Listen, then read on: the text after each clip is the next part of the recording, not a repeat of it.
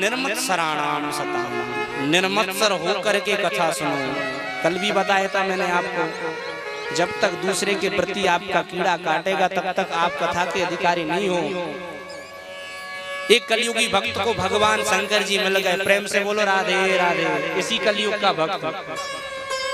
लेकिन पता नहीं ये विडंबना है लोगों की, हमारे द्वारा किसी का यदि भला हो रहा है तो हमको क्या प्रॉब्लम है भाई, बिना खर्चे पानी के, बिना दान। अब उसको भगवान शंकर जी मिले तो वरदान मांगा, हे महाराज मैं इतना बड़ा धनवान हो जाऊं, मेरे जैसा किसी के पास घर ना हो। कलयुगी भक्त उसके चरित्र बदल सकते हैं क्या?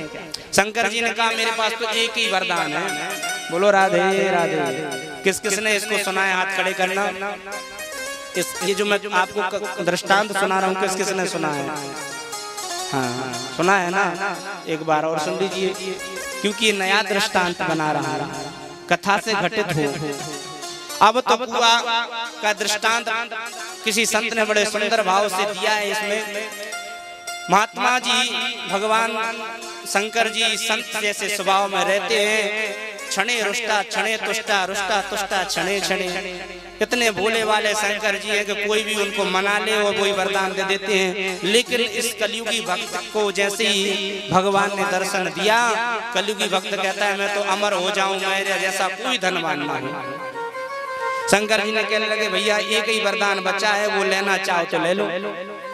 कौन सा? एक। कौन सा वरदान है भैया? महात्मा जी, हे भोलेनाथ। शंकर जी तो गणदानी है, कभी कभी तो भांग के नशे में ऐसे रहते हैं, क्या किसको वरदान दे दे खुद पर ही ज्यादा असर हो जाए। कथा आगे सुनेंगे आप। एक वरदान ऐसा है भैया कि तू यदि एक घर मांगेगा तो पड़ोसी को दो मिल जाएंगे, बोलो राधे राधे। पड़ोसी को दो, कितना बढ़िया वरदान है। खराब है? सच्चे दिल से कह रहे हो? आपको तो ऐसा नहीं लगता? हाँ।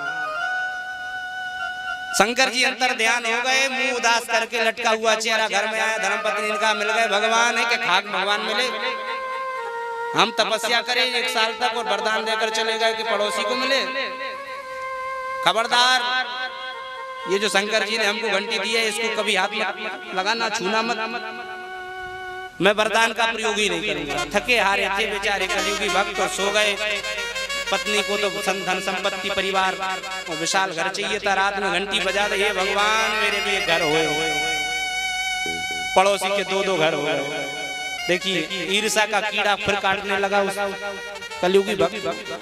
सुबह उठा, इतना बड़ा मकान देखा, पड़ोसी की 2 मकान देखे। उसने कहा मेरा नाम भी भगवान शंकर का भक्त नहीं, इसको बर्बाद करके ना छोड़ा तो कहना। लो अब बर्बाद करने की मन में ठान ली। अरे यदि पड़ोसी के 2 घर बन गए थे तो तुम्हारा क्या चला गया था?